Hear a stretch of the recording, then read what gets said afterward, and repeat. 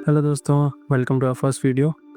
आज सबने बहुत सारी मर्डर मिस्ट्रीज तो देखी होंगी और आई होप सुनी भी होंगी, लेकिन आज जो हम इंसिडेंट डिस्कस करने जा रहे हैं इसे मर्डर मिस्ट्रीज का ओजी कहा जाता है। तो ये इंसिडेंट हुआ जर्मनी के एक डिस्ट्रिक्ट बवेरिया में, जहाँ एक छोटा सा गांव था ग्रोबन। उस गांव के थोड़ी दूर एक फार्म हाउस था जिसका नाम हिंटरकाइफेक था। आज हम डिटेल में देखेंगे कि ऐसा क्या हुआ 1922 में कि आज तक इसे कोई सोल्व नहीं कर पाया।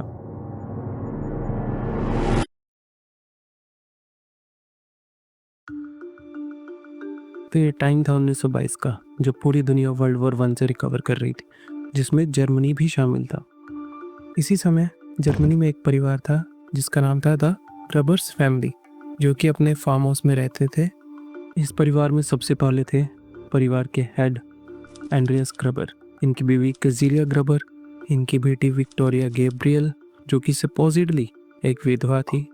विक्टोरिया के 2 बच्चे, एक कजीलिया गैब्रियल और दूसरा था जोसेफ। विक्टोरिया का पति कार्ल गैब्रियल वर्ल्ड वॉर 1 में ही मारा जाता है। हालांकि उसकी लाश आज तक नहीं मिली और उसके मरने के बाद से ही विक्टोरिया अपने बच्चों के साथ हिंटरकाइफेक में रहने लगती है। ये जो ग्रबर फैमिली थी, इन्हें उस समय लोग ज़्यादा पसंद नहीं करते थे, क्योंकि एंड्रियस और विक्टोरिया पे इंसेस्ट का आरोप लगा हुआ था, जो कि बाद में साबित भी हो गया था।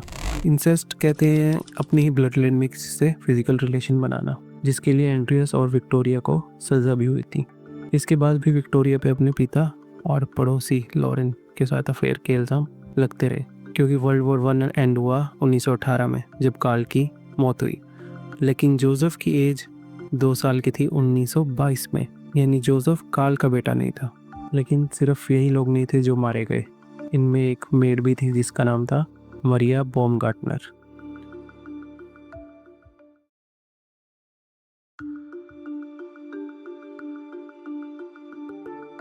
इन्वेस्टिगेशन को समझने के लिए 2 चीज़ें समझना बहुत ज़रूरी है।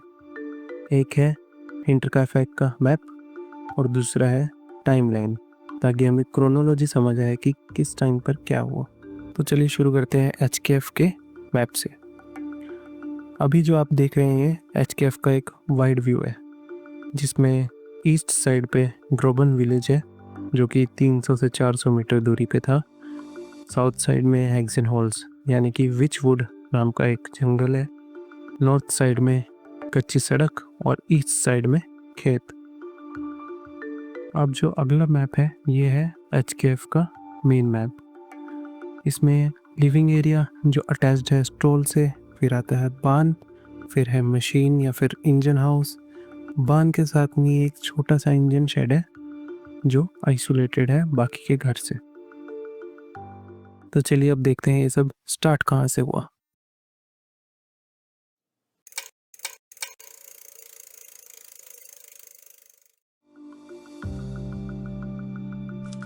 मर्डर से लगभग 6 महीने पहले HKF में जो मेड काम करती थी, क्रिसेंस रीगर, वो अचानक काम छोड़ देती हैं। पूछने पे बताती हैं कि इन्हें रात को एटिक से पैरों की आवाजें आती थी और इन्हें ऐसा लगता था कि कोई इन पे नजर रख रहा है। लेकिन जब ये बात इन्होंने एंड्रियस को बताई तो एंड्रियस ने इसे मन का वहम बोलकर इग्नोर कर दिया। मर्डर से कुछ हफ्ते पहले घर की चाबी अचानक गुम हो जाती है, जिसे ढूंढते हुए एंड्रियस के हाथ एक अखबार लगता है जिसकी सब्सक्रिप्शन उसने कभी ली ही नहीं थी।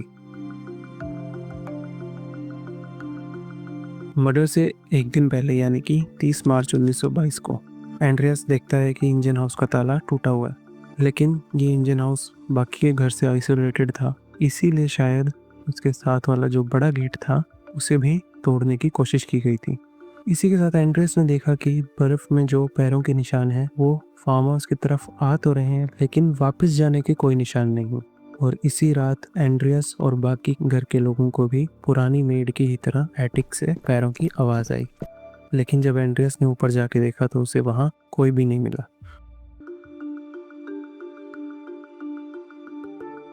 फिर आती है 31 मार्च 1922 यानी कि मर्डर की रात। शाम के 4:30 बजे नई मेड मारिया बॉमगार्टनर हिंटरकाइफेक पहुंचती है अपनी बहन के साथ हिंटरकाइफेक को ज्वाइन करने। और 1 घंटे बाद ही उसकी बहन इंटरकाइफेक से चली जाती है। मरिया बोमगार्टनर की बहन ही थी जिसने आखिरी बार इंटरकाइफेक के मेंबर्स को जिंदा देखा। इसी रात 7:30 से 9 बजे के करीबन कातिल एक एक करके घर वालों को बांध तक लेकर आया। इनमें सबके ज्यादातर एक फार्मिंग टूल जिसे मेटक कहा जाता है उसकी मदद से सर पे वार किए गए, लेकिन सिर्फ कजीलिया गैब्रियल थी जिसके सर पे तो वार किए लेकिन पेन नाइफ की मदद से उसका गला भी रेत दिया गया। इसके बावजूद ऑटोप्सी की माने तो अगर टाइम पे कोई इंटरकाइफेक पहुंच जाता तो कजीलिया गैब्रियल को बचाया जा सकता था, लेकिन जिंदा रहते हुए तड़पते हुए जो उसने मंजर देखा उससे वो इतना डर गई थी कि उसने अपने बाल नोच लिए और बालों के गुच्छे उसकी लाश के हाथ में मिले। इसके बाद कातिल मेड और जोसेफ के कमरे में जाता है और मेटक की ही मदद से उनके सर पर वार करता है। और आप सोच सकें कि एक 2 साल के बच्चे के सर पे अगर लोहे की कोई चीज से वार किया जाए तो उसका क्या हश्र होगा। मर्डर से अगले दिन 2 कॉफी सेल्समैन HKF जाते हैं लेकिन उन्हें वहाँ कोई नहीं मिलता। लेकिन रात को जब एक कारपेंटर वहाँ से गुजर रहा होता है तो अचानक उसके सामने एक आदमी लालटेन लेके आ जाता है। कारपेंटर उसका चेहरा तो नहीं देख पाता लेकिन वो नोटिस करता है कि किचन में कुछ बन रहा था।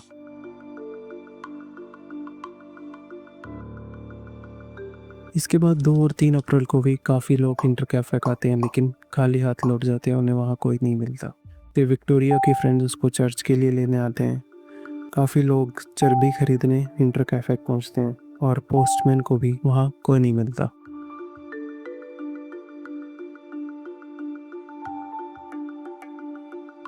इन सब के बाद आती है 4 अप्रैल जिस दिन पुलिस को इन सब की लाशें मिलती हैं, लेकिन वो मिलते कैसे हैं इसकी स्टोरी भी बहुत दिलचस्प है।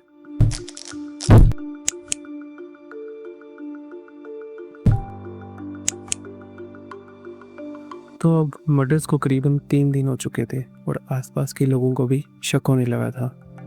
कजीलिया का स्कूल ना पहुंचना और लेटर बॉक्स में अखबार का इकट्ठा होना ये सब लोगों की नज़र में आ गया था। इसी दिन 4 अप्रैल को एक मैकेनिक एल्बर्ट हॉफनर सुबह के 9 बजे इंटरकैफे पहुंचता है इंजन को ठीक करने के लिए। वो अपनी बाइक साइड में लगाता है लेकिन उसे घर पे कोई नहीं मिलता, तो वो किचन और टेबल की खिड़की से झांक के देखता है। उसे अंदर से कुत्ते के भौंकने की आवाज़ आती है, ध्यान दीजिएगा घर के अंदर से। फिर वो पास में ही पेड़ के नीचे इंटरकैफे के मेंबर्स का लौटने का वेट करता है, लेकिन काफ़ी देर तक जब कोई नहीं आता तो वो इंजन हाउस में जाता है और रिपेयर स्टार्ट कर देता है और लगभग 4.5 घंटे तक रिपेयर में लगा रहता है। रिपेयर के बाद वो फिर से घर वालों को देखने गेट की तरफ जाता है। तभी उसे दिखता है वेस्टर्न बार्न का दरवाज़ा पूरा खुला हुआ था और कुत्ता भी वहीं बंधा हुआ था, लेकिन वो अंदर नहीं जाता और करीबन 2:30 बजे वो वहाँ से निकल जाता है। लेकिन रास्ते में जाते हुए वो आसपास के लोगों को इसके बारे में बताता है,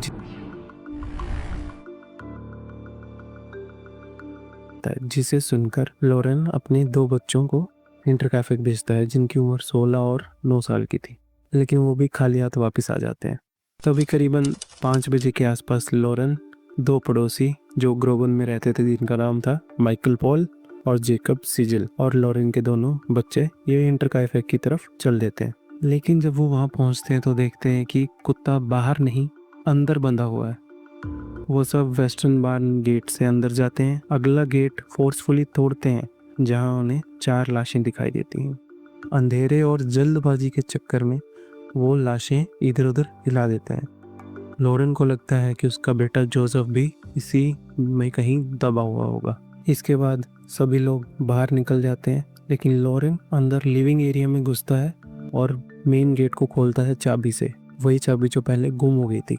पॉल और सिजिल अंदर आते हैं, उन्हें मेड और जोसेफ की लाश मिलती है। ये सब देखकर सभी लोग क्राइम सीन को छोड़कर चले जाते हैं, लेकिन लॉरेन वहीं रुका रहता है पुलिस का वेट करते हुए। और रात को पुलिस म्यूनिक से ग्रोवन पहुंचती है।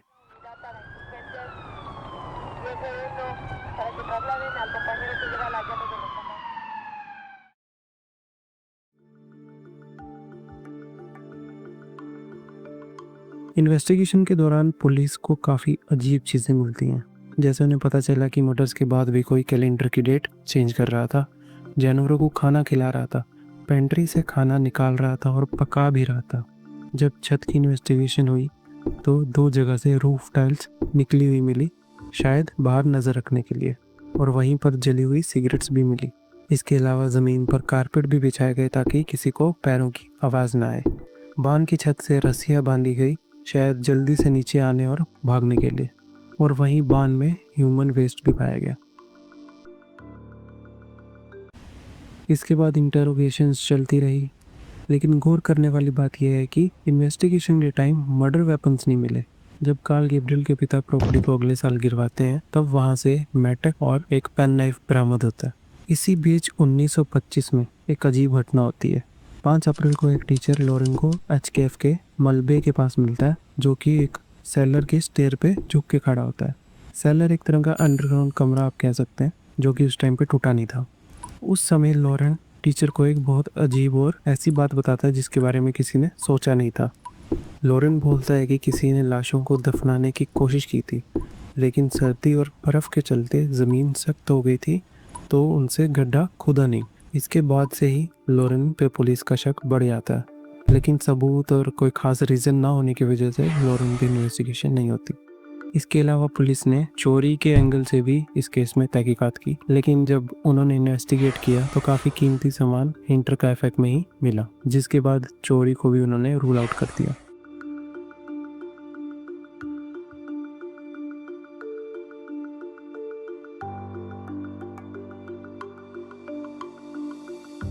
मर्डर सस्पेक्ट्स की बात करें तो इसकी काफ़ी थ्योरीज आपको इंटरनेट पे मिल जाएगी। कई तो यहाँ तक मानते हैं कि इंसेस्ट और अफेयर के चलते कार्ल, जो कि वर्ल्ड वॉर 1 में माना जाता है मारा गया था, उसने पूरे परिवार को मारा। लेकिन हम देखते हैं कि सबसे सही जो है वो कौन सी थ्योरीज है। तो सबसे पहले जो सस्पेक्ट है वो एंड्रियस ग्रबर। इस थ्योरी की माने तो कहा जाता है कि विक्टोरिया के बारे में एंड्रियस को मालूम चल गया था कि जोसेफ उसका नहीं बल्कि लॉरेन का बेटा है, जिसके चलते एंड्रियस ने गुस्से में पूरे परिवार को मौत के घाट उतार दिया। लेकिन 1-2 दिन बाद जब लॉरेन विक्टोरिया से मिलने आया और उसने वहां पे लाशें देखी, तो गुस्से में उसने एंड्रियस का कत्ल कर दिया और बाकी लाशों के साथ ही उसे वहां रख दिया।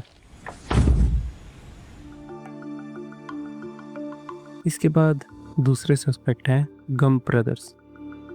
एचकेएफ की जो पुरानी मेड थी, उसने ज़्यादातर अपने सभी भाई बहनों पे मर्डर का आरोप लगाया जो उसके सगे भाई बहन थे। किसी को लालची बताकर तो किसी को विक्टोरिया के प्यार में बता के। लेकिन इनमें से किसी के पास भी 2 साल के जोसेफ को मारने का सही रीज़न नहीं था, क्योंकि वो पुलिस को क्या ही बता देता, सिवाय गम ब्रदर्स के। गम ब्रदर 2 भाई थे, एंटोन और एडोल्फ, जिनमें एंटोन बाकी लोगों की तरह विक्टोरिया और एंड्रियस के इंसेस्ट के चलते उन्हें पसंद नहीं करता था। और जो एडोल्फ था, कहा जाता है उसका भी विक्टोरिया के साथ अफेयर था, और ये मालूम होने पे कि जोसेफ उसका नहीं बल्कि लॉरेन का बेटा है। इसके बाद ये दोनों इंटरकैफेक में घुसते हैं और सबका मर्डर कर देते हैं, और इंसेस्ट और धोखे की आग में जोसेफ को भी नहीं छोड़ा जाता। इन पे ज़्यादा शक तब गया जब इंटेरोगेशन के दौरान इनमें से एक भाई के मुंह से ये निकला कि All das für ein Kind. लेकिन वही सबूत की कमी के चलते इन्हें भी छोड़ दिया गया। तो ये थी स्टोरी इंटरकैफेक की। आपकी नज़र में आपको क्या लगता है कि मर्डर कौन हो सकता है? कमेंट्स में ज़रूर बताएं, और ज़्यादा डिटेल्स के लिए डिस्क्रिप्शन जरूर चेक करें। Thank you.